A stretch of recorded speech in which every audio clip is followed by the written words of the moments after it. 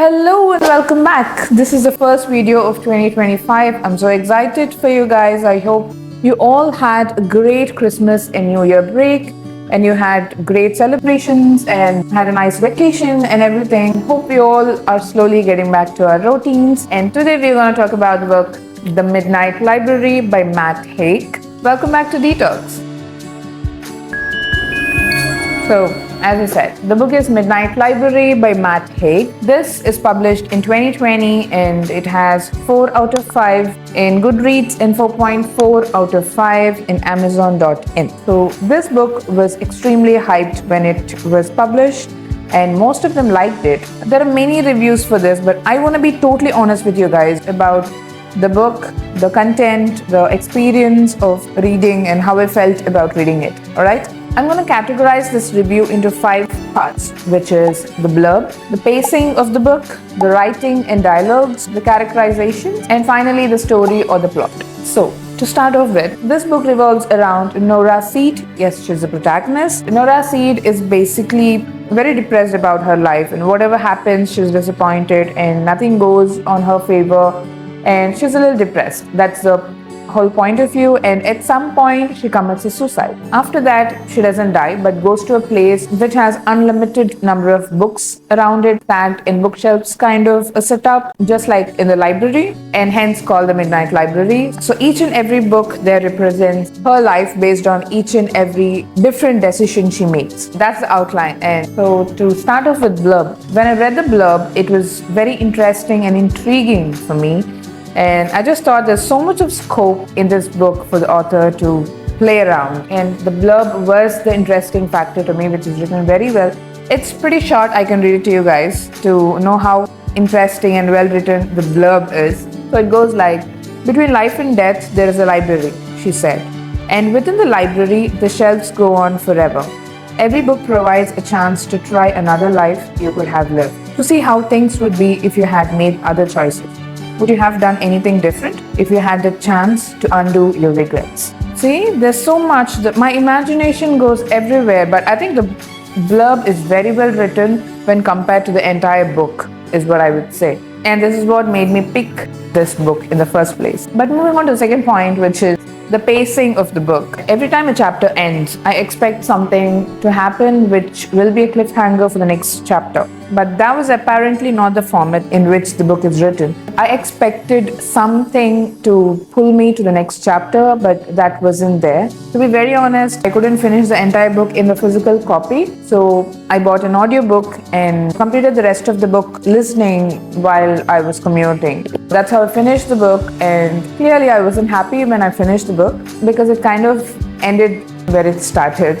That's about the pacing of it. And moving on to writing and dialogues. So this is the most upsetting part about this book, which is the most obvious things were actually written in the book. So every time when an author writes something which is very obvious for the reader, then it just makes the reader feel dumb, which is the last thing a writer would expect from the reader. But that happens again and again. The most simple things and the most obvious things were written, and in terms of literature, I would say nowhere I could see any analogy or metaphorical writing involved. So everything was very straightforward, and it gave me that feel that this could have been rewritten very well to involve brilliant writing. You know what I mean? Some books make me think like, how did they even come up with that kind of a statement, which will be brilliant. There could be lots of things conveyed in a single statement, and that's what I'm talking about. But I heard that this book was completed in a very short time by the author Matt Haig. That might be one of the reasons why this book was written in a very simple language. So coming to fourth point, which is characterization.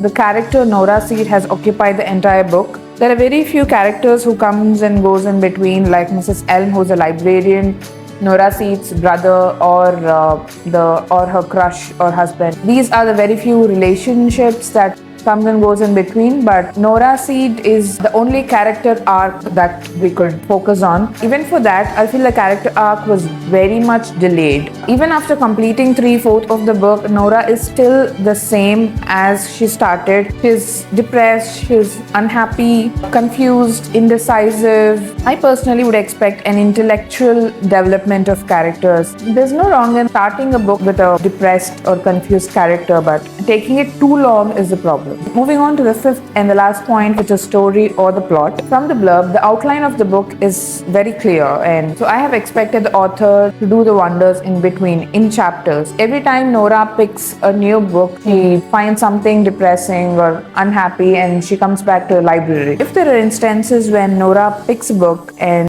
does something in that life, and when she comes back and picks another, if her actions or any other actions are affecting the following chapters, then I think that would have added more definitions and dimensions to the entire story. So that is with the story or plot. And I feel there are quite a few times of repetitions, like when Nora picks one book and goes into one life, she talks to herself or reminds herself that this event has happened in such a way in the previous book and in the previous life, and that was a bit of repetition is what I felt. That's my entire view about this book.